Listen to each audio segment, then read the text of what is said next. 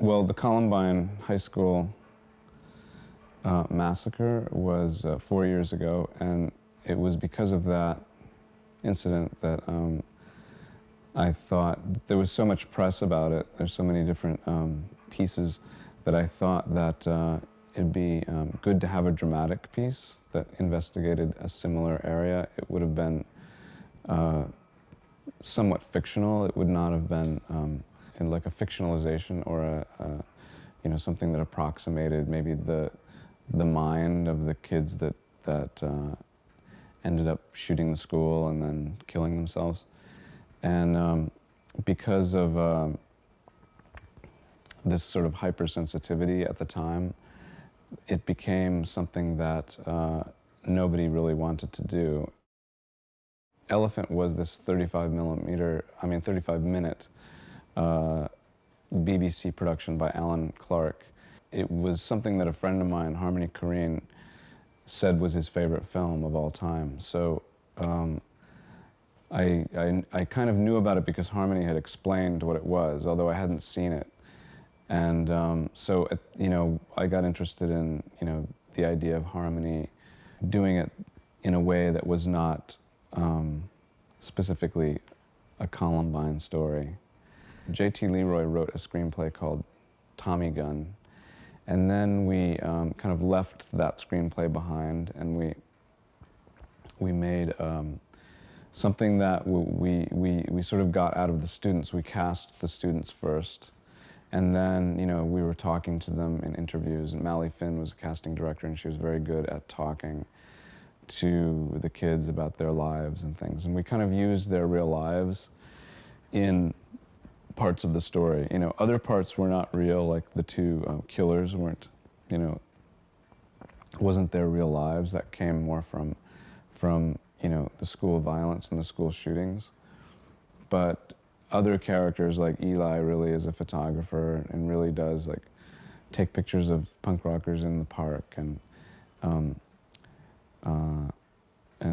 other parts of the story resembled the students' lives. So it was kind of written. There was an outline written, but there wasn't what you'd call a screenplay. It could be finished pretty much when the shooting stopped. You know, it was designed so that whatever we shot was what was going to end up in the film. I guess it's a little bit like you know, what I think of as cinema verite, or what the cinema verite credo, I think, was that you don't stop the camera, you keep going, and you don't cut the image, you don't cut back and forth. It's one continuous piece. It uses moments in the different students' lives that are usually left out because of a sort of need to get at conflict, you know, or to get at, I guess, a development of story. So we kind of left that part out, and we were showing the things that really kind of happened during your day, you know, in high school, or in what we were supposing were the students' day, and those things being, you know, more mundane, more ordinary moments in their day, as a way, I guess, to describe, you know, themselves, you know, to sort of get at the students themselves by just watching them, you know, and sort of seeing how perhaps disconnected they are, or else seeing how ordinary they are in their day, and having that be the thing that sort of draws you into their world.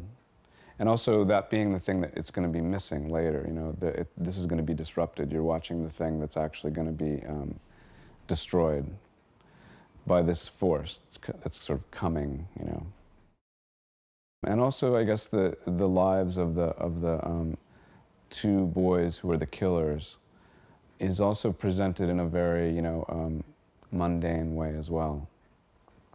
And we were trying to, like, present the violence in a somewhat mundane fashion because of, I think, whenever we thought of the violence, whenever we thought of, you know, gunshots and, you know, people getting shot, we thought of it as something that was very boring and not exciting, you know, not,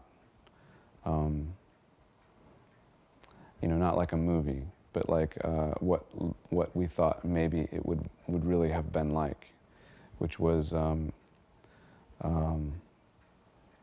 know, uglier than a movie. Archetypes, I mean, all the characters are representations of people that I knew when I went to high school. You know, there was always like the jock and the girlfriend. I mean, the jock is playing football, and then he has a girlfriend, and they have a problem. The kid with the camera, you know, the kid with dyed blonde hair, who's sort of, you know, his own entity. The three girlfriends, the girl with glasses. You know, they're all sort of icons of high school. When, you know, as far as I I remembered. And we met them in a casting session. You know, we're just sort of like cast high school students. They all came, and we were picking the ones that were the most kind of present. I'd never made a film where you actually shoot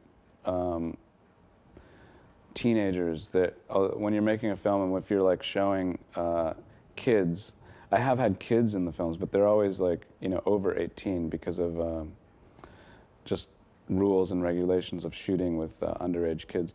Although Casey Affleck in To Die For, he was 17 when he shot that, whereas like Joaquin was 20, I think.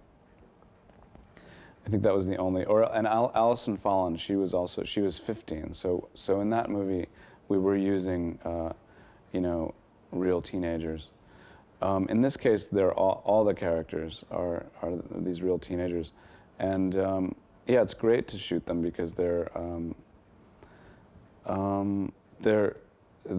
read so well as teenagers, and so I'm not used to being able to have, you know, you're always trying to pass off like an 18-year-old as a, you know, 16-year-old, and there is a difference, you know, when you actually get down to it. There's just the way everybody thinks and moves and behaves.